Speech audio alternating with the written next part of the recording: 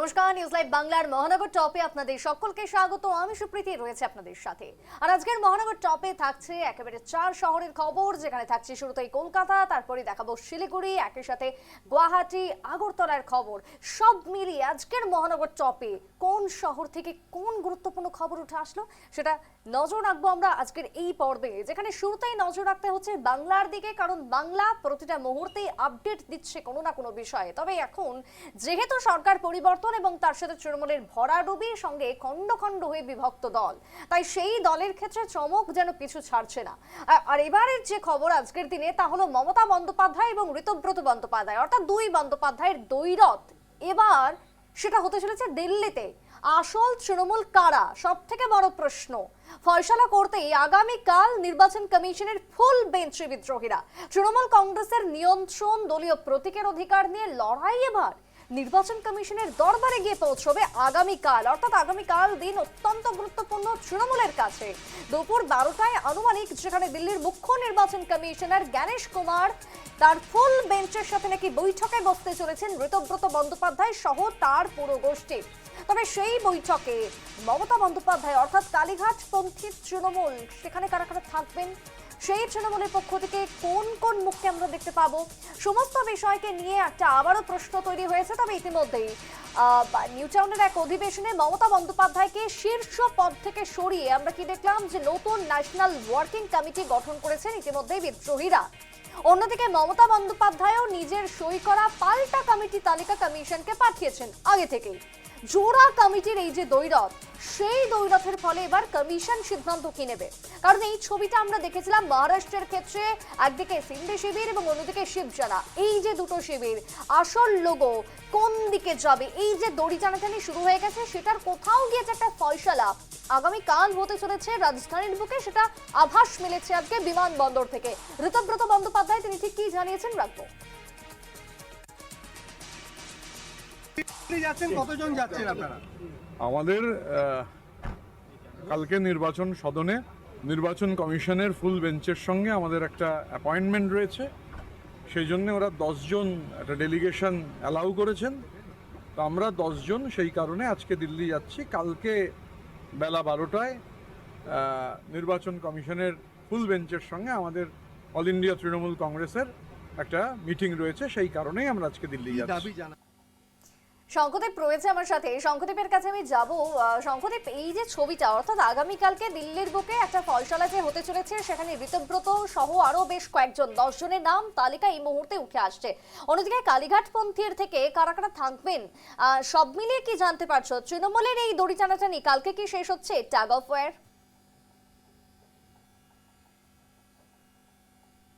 যেটা এতদিন একেবারে বাংলার বুকে টাগ অফ ওয়ার চলছিল, সেটা কিন্তু এবারে একেবারে রাজধানী দিল্লির বুকে হতে চলেছে। এবং ইতিমধ্যে কিন্তু ঋতব্রত বন্দ্যোপাধ্যায়, যাকে ঘিরে এই বিরোধী জোট ডানা বেঁধেছে, সেই ঋতব্রত বন্দ্যোপাধ্যায় ইতিমধ্যেই দিল্লি পৌঁছে গিয়েছেন। এবং সেই সঙ্গে জাভেদ খান, আখরুজ্জামান, সন্দীপন সাহা, প্রসূন বন্দ্যোপাধ্যায় সহ 10 জন তৃণমূলের বিদ্রোহী বিধায়ককে নিয়ে কিন্তু আগামীকাল মুখ্য নির্বাচন কমিশনার জ্ঞানেশ কুমার, তার যে ফুল বেঞ্চ, তারা কিন্তু বৈঠকে বসবেন, মিটিংয়ে বসবেন। এবং সেই পরিপ্রেক্ষিতে কিন্তু জোড়া ফুল প্রতীক কার, জোড়া ফুল নাম কার, সেই নিয়ে কিন্তু একটা দীর্ঘ আলোচনা এবং সেটা হওয়ার সম্ভাবনা রয়েছে। যেই পরিপ্রেক্ষিতে কিন্তু একাধিক বিষয়ে দেখা গিয়েছিল যে একেবারে তৃণমূল থেকে বেরিয়ে নতুন তৃণমূল গড়া, ওয়ার্কিং কমিটি গড়া, যেখানে মমতা বন্দ্যোপাধ্যায়কেই না রাখা, অভিষেক বন্দ্যোপাধ্যায়কে না রাখা, সেখানে চেয়ারপারসন হিসেবে অরূপ রায়ের নাম ঘোষণা করা, একটি এক্সিকিউটিভ কমিটি বানানো, যেখানে একেবারে মমতা বন্দ্যোপাধ্যায়ের ডানহাত বাহাত বলে পরিচিত ছিল যেই দুই ব্যক্তি, অর্থাৎ অরূপ বিশ্বাস এবং ফিরহাদ হাকিম, তাদেরকে সহসভাপতি করা। এক্সিকিউটিভ কমিটিতে একাধিক তৃণমূলের হেভিওয়েট মুখ, যারা মমতা বন্দ্যোপাধ্যায়ের সঙ্গে একেবারে ছায়াসঙ্গী ছিলেন, সেই সমস্ত মুখকে নিয়ে ওয়ার্কিং কমিটি বানানো, সমস্ত কিছু কিন্তু এবারে দিল্লির বুকে ঘটতে চলেছে। সেই বৈঠক, অর্থাৎ নির্বাচন কমিশনের যে রাজ্য অফিস রয়েছে, সেখানে কিন্তু ঋতব্রতপন্থী তৃণমূল যারা রয়েছে ঋতব্রত বন্দ্যোপাধ্যায়ের নেতৃত্বে, তারা কিন্তু গিয়ে একটি চিঠি দেন, আবেদনপত্র জানান লোগো এবং নামের জন্য। সেই পরিপ্রেক্ষিতেই সেই জল কিন্তু এবারে গলালো একেবারে রাজধানী দিল্লি পর্যন্ত, যেখানে কিন্তু আগামীকাল একটা হাই প্রোফাইল বৈঠক হওয়ার কথা রয়েছে, যেখানে বিরোধী গোষ্ঠীর একাধিক বিধায়ক, প্রায় 10 জন বিধায়ক সেখানে থাকার কথা ইতিমধ্যে আমরা জানতে পারছি, যাদের মধ্যে রয়েছেন জাভেদ খান, অরূপ রায়, আখরুজ্জামান, সন্দীপন সাহা, ঋতব্রত বন্দ্যোপাধ্যায়, প্রসূন বন্দ্যোপাধ্যায়ের মতো বিধায়ক। এবং এখনো পর্যন্ত মমতাপন্থী তৃণমূল তৃণমূলে কারা যাচ্ছেন এই বৈঠকে আদৌ যাচ্ছেন কিনা সে বিষয়ে কিন্তু কালীঘাট থেকে সুস্পষ্ট কোনো বার্তা এখনো পর্যন্ত এসে পৌঁছয়নি। এলে কিন্তু আমরা অবশ্যই জানাবো। সুপ্রীতি। বেশ শঙ্করদীপ, এবার আমরা একটু তৃণমূলের পুষ্টিকর খবরের দিকে নজর রাখতে হবে, তুমি সঙ্গেই থাকো। এবার বাড়িতে বসে একেবারে ডিম খাচ্ছেন কে না, এবার মহুয়া মৈত্র। যে মহুয়া মৈত্র গত কয়েকটা দিন ধরে আমরা দেখতে পেলাম যে অতিরিক্তভাবে তার সামাজিক মাধ্যমে আসা বেশ কিছু তার বাক্যচয়ন, সেটা নিয়েও তিনি ট্রোল হয়েছেন। আর এবার বাড়িতে বসেই ডিম খেয়ে নিলেন তৃণমূলের মমতাপন্থী এবার সাংসদ মহুয়া মৈত্র। ডিম ছোড়া নিয়ে গত কয়েকটা দিন ধরে পশ্চিমবঙ্গের রাজনীতিতে একটা কোথাও গিয়ে সিম্বল হয়ে গেছিল এই ডিম। নানান ছবি ফুটেজ গত কয়েকদিন ধরে আপনাদের মনে আছে অভিষেক বন্দ্যোপাধ্যায়ের সেই সোনারপুরের ডিম কাণ্ড থেকে লাগাতার ভাবে চলছে প্রতিনা দিন। অভিষেক ব্যানার্জি থেকে সব্যসাচী দত্ত, বহু জেলার তৃণমূল নেতা পথে বেরোলেই কি করছেন না, তাদেরকে ডিম খেতে হচ্ছে, পাবলিকের সেই ডিম তারা খেতে বাধ্য হচ্ছেন। আর এবার বাড়িতে বসে ডিম খেয়ে নিলেন মহুয়া মৈত্র, আর সেটা লাইভ করে ডিম ছোড়া দেখালেন ও মহুয়া। শুরু থেকে মহুয়ার অভিযোগ কি, বাইরে নাকি দাঁড়িয়ে থাকা অনেক সাধারণ মানুষ তারা নন, তারা সকলেই নাকি বিজেপির কর্মী। খোদ অভিযোগ তুলেছেন সাংসদ মহুয়া মৈত্র। দেখুন ফেসবুক লাইভ, তার সেই হম্বি তম্বি, তার ডিম খাওয়ার সেই মুহূর্তকে তিনি স্মরণীয় যে করে রাখতে চাইলেন, সেই ভিজুয়াল, সেই ছবিটা একবার দেখাবো, তার ফেসবুক লাইভটা রাখবো। 15 মিনিট বাদে কয়েকজন পুলিশ এসছে এন্ড দে আর টকিং। ওদের সরাতে পারছে না, কিন্তু क्या हुआ? সরাতে পারছে না কিন্তু। প্লিজ সি, দেখো, দাঁড়াও হো, প্লিজ সি, পুলিশের সামনে look at the way they are throwing. Can you hear the noise? আওয়াজটা শুনতে পাচ্ছেন? জাস্ট সি, 3 তলার ওপরে কিভাবে ওরা পেয়েছে, সিআরপিএফ এর সামনে, সেন্ট্রাল পুলিশের সামনে। দেখুন আপনারা। सिद्धिनाथ गुप्ता जी, डीजी साहब, please note what is going on. Just see, ঠিক আছে, লাগুক না, প্রথমে বন্ধ করো না। I want to show. দাঁড়াও, হাতা লেগেছে। দেখুন, তোকে মারতে গেলে যেতে ছড়ছে ভিডিও অন্য জায়গা থেকে হোক। দাঁড়াও, police has done nothing. Police has done nothing. দেখুন ওরা দেখে যাচ্ছে। প্লিজ নোট, 4টে সিআরপিএফ দেখে যাচ্ছে। They are doing nothing. I want all of India to see this. I want all of India to see this.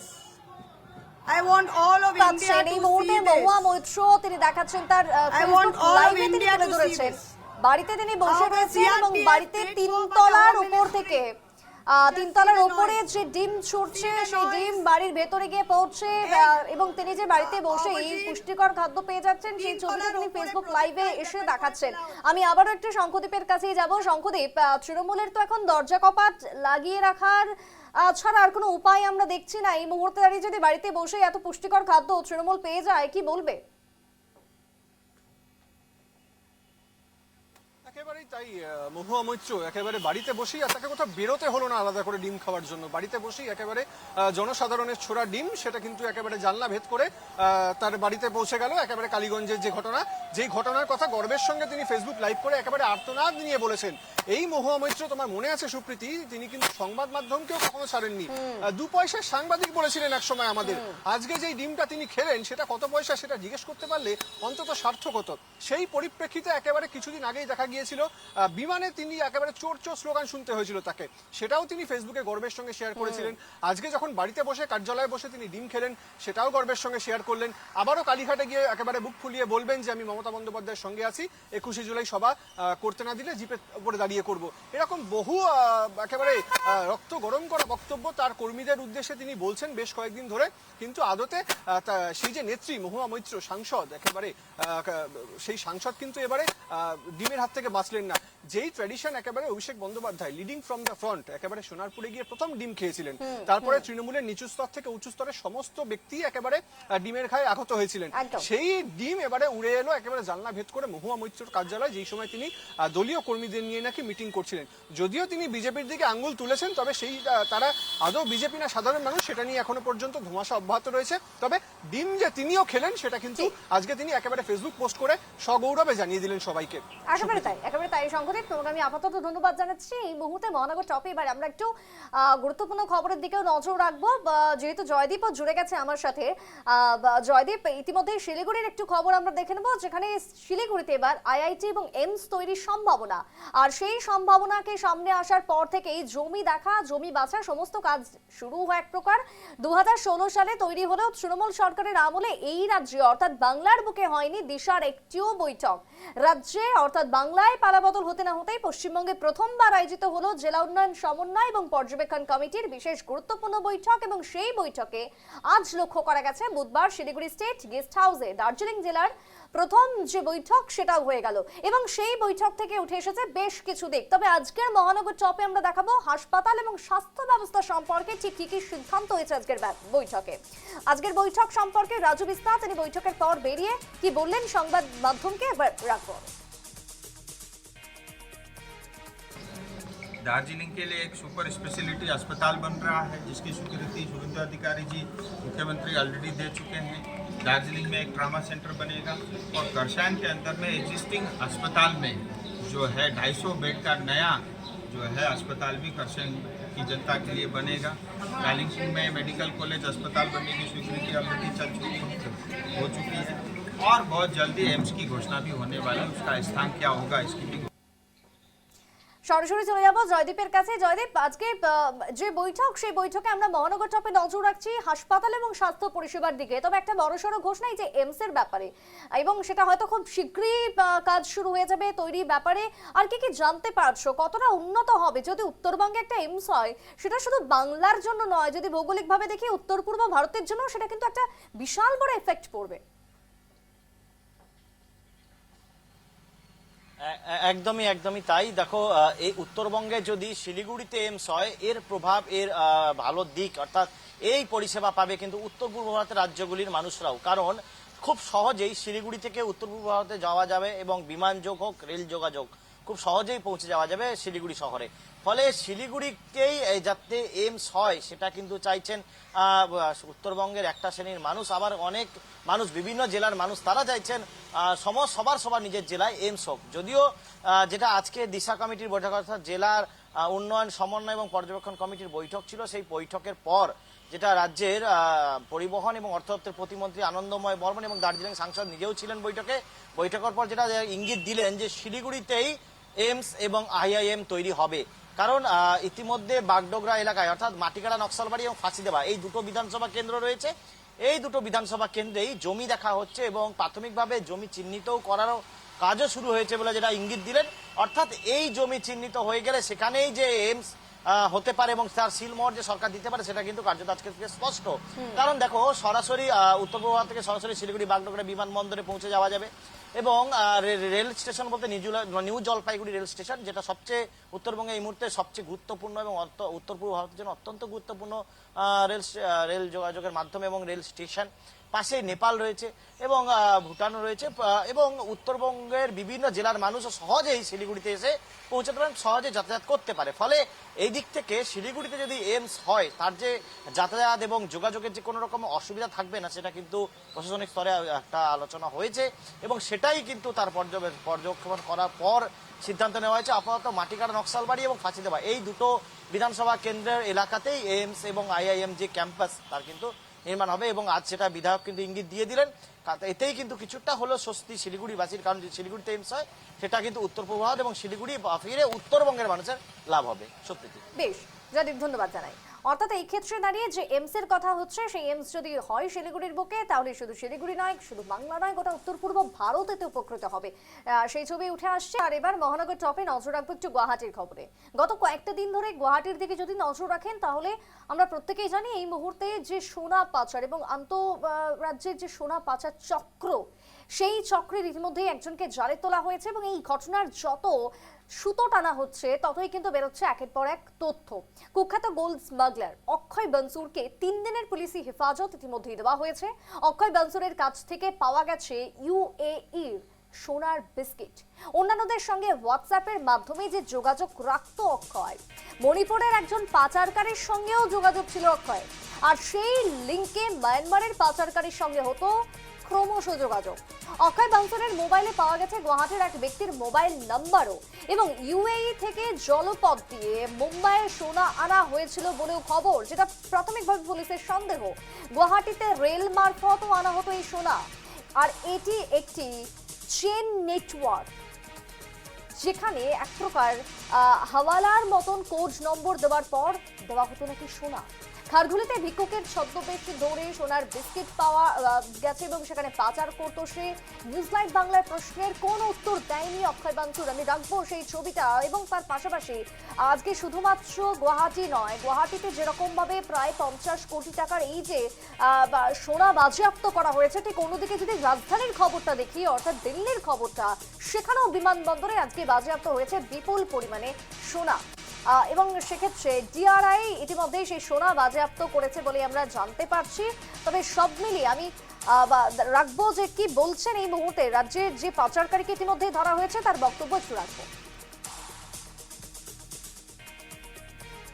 ठीक है, एक बात बोलिए, गुवाहाटी में किसका साथ कनेक्शन है आपका?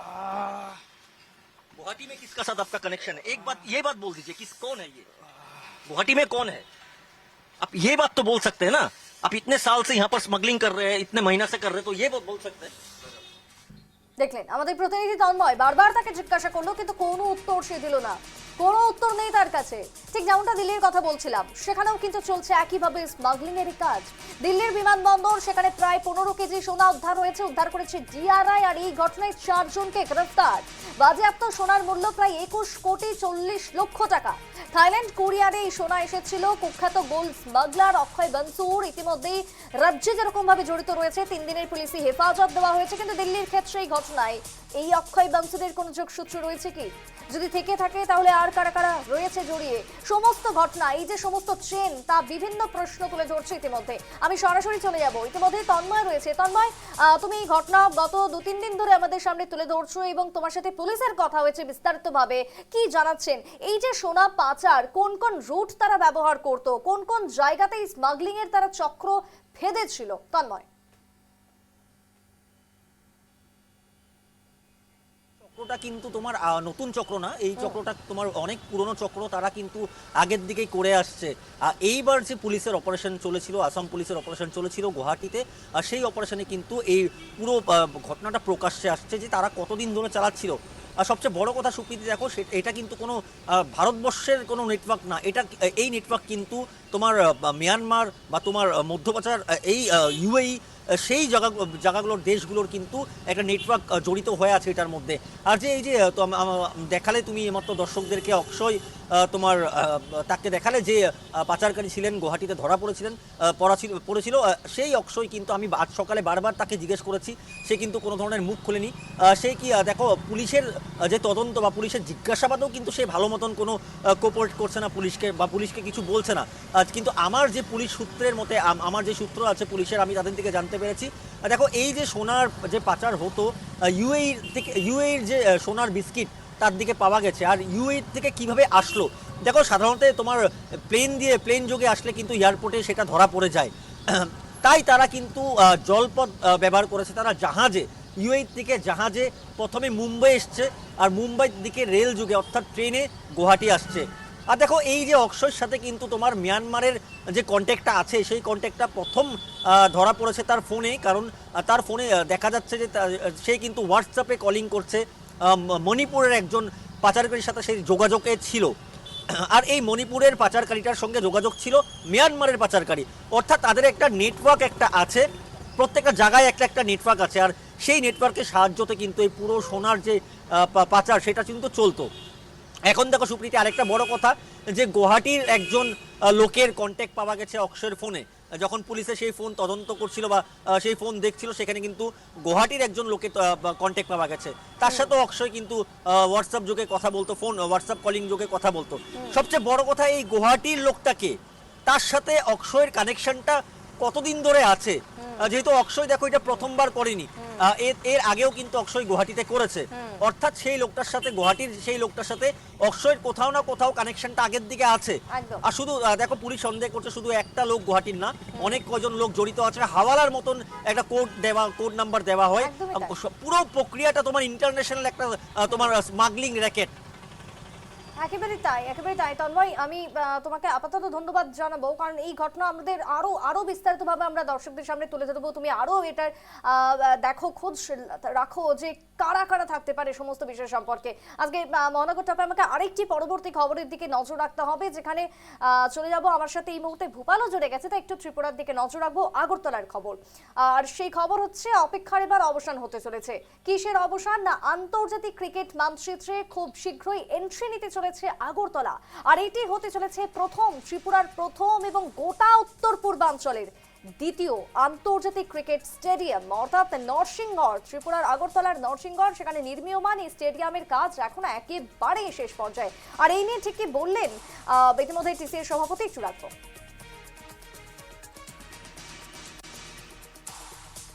দেখুন, আমরা এই কাজটা ওরা করবে 31শে আগস্টের মধ্যে বলেছে। আর এই যে চেয়ার বসানো, এই কাজটা এই এগ্রিমেন্টের বাইরে, এটার জন্য আমরা ওয়ার্ক অর্ডার দিয়েছি। প্রথম লট অফ চেয়ার চলে এসছে এবং এই চেয়ারগুলো 1 মাসের মধ্যে সব চলে আসবে। যদি চলে আসে তাহলে আর 1 মাসের মধ্যে, মানে 31শে আগস্টের মধ্যে চেয়ারগুলিও আমরা বসিয়ে নিতে পারবো। আর রইল ইন্টারনাল যে ওই ইন্টারনাল ফার্নিচারেরও আমরা টেন্ডার করেছি, টেন্ডার রিসিভ করেছি। আমরা আশা করি এই 1 মাসের মধ্যে ওদেরকেও ওয়ার্ক অর্ডার দিয়ে দেবো, ওরা নিয়ে আসবে। তো সুতরাং এই হিসাবে যদি আমি দেখি, আমার এই কাজ কোনো রকমেই অক্টোবর নভেম্বর এক্সিড করার কথা না। অক্টোবর বা নভেম্বর পেরোবে না, তার আগেই কাজ সম্পূর্ণভাবে শেষ হয়ে যাবে, এমনটাই উঠে আসছে। ভূপাল, ত্রিপুরার মানচিত্রে এবার খেলাধুলোর উন্নয়ন ঠিক কিভাবে, কত দ্রুত, কোন গতিতে হতে চলেছে এই স্টেডিয়াম উদ্বোধনের পর, কি মনে হয়?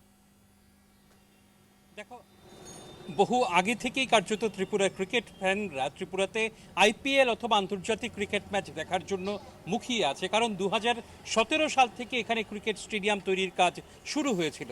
কিন্তু মাঝখানে কিছু নির্মাণ সংস্থার সঙ্গে টিসিএর কিছু বনিবনার মধ্যে সমস্যা ছিল, পাশাপাশি কোভিড পিরিয়ড ছিল, এবং টিসিএর বক্তব্য হচ্ছে এই যে নির্মাণ সংস্থা তারা ডিলে করেছে কাজের। সার্বিক অবস্থায় বর্তমান সময়ে কাজ প্রায় শেষের দিকে।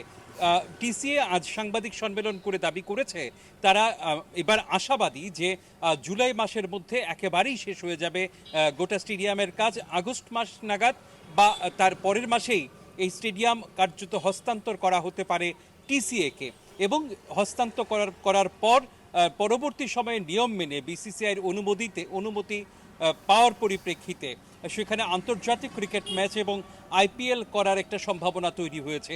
এতে শুধু ত্রিপুরা নয়, বলা যেতে পারে গোটা উত্তর পূর্বাঞ্চল এবং সীমান্তবর্তী হওয়ার কারণে বাংলাদেশ থেকেও বহু ক্রিকেট অনুরাগী এখানে ক্রিকেট দেখতে পারবেন, কারণ 25,000 আসন বিশিষ্ট এই স্টেডিয়ামে যাবতীয় আধুনিক সব ব্যবস্থাপনা রাখা হচ্ছে বলে টিসিএর পক্ষ থেকে বলা হচ্ছে, এবং তারা খুব আশাবাদী আগামী 1-2 মাসের মধ্যেই স্টেডিয়াম তৈরির কাজ একেবারে সম্পন্ন হয়ে যাবে। এখন কার্যত চলছে শেষ পর্যায়ে, যে শেষ তুলির টান বলা যেতে পারে। ফ্লাড লাইট এসে গেছে, সেটা লাগানোর কাজ চলছে, শুরু হয়ে গেছে, বেসমেন্ট তৈরি করা হয়ে গেছে ইতিমধ্যেই। সব মিলিয়ে বলা যেতে পারে আগামী কয়েকদিনের মধ্যেই দীর্ঘ প্রতীক্ষার অবসান ঘটতে চলেছে, এবং এই ত্রিপুরাতে আন্তর্জাতিক ক্রিকেট ম্যাচ অথবা আইপিএল এর খেলা ত্রিপুরাবাসীর তথা এই অঞ্চলের মানুষ দেখতে পারে বলে আশায় বুক বাঁধছেন। বেশ, ভূপাল, ধন্যবাদ তোমায়। আজকের মহানগর টপে এই 4 খবরের দিকে নজর রাখলাম, 4 শহরের, যেখানে ছিল একদিকে ত্রিপুরা অর্থাৎ আগরতলার এই স্টেডিয়াম, অন্যদিকে গুয়াহাটি যেখানে আন্তঃরাজ্য এই পাচার চক্রের একেবারে সক্রিয়তা, ঠিক তার পাশাপাশি কলকাতা, সেখানে পলিটিক্যাল যে খবর উঠে আসছে প্রত্যেকটা দিন, এবং তার সাথে শিলিগুড়িতে এইমস এর খবর। সব মিলিয়ে আজকের গুয়াহাটির টপ, আজকের মহানগর টপ শেষ করবো এখানেই। গুয়াহাটি, শিলিগুড়ি, শিলচর, কলকাতা সমস্ত খবর থাকবে প্রত্যেকটা দিন মহানগর টপে। ঠিক সন্ধ্যে 6টায়। সঙ্গে থাকুন।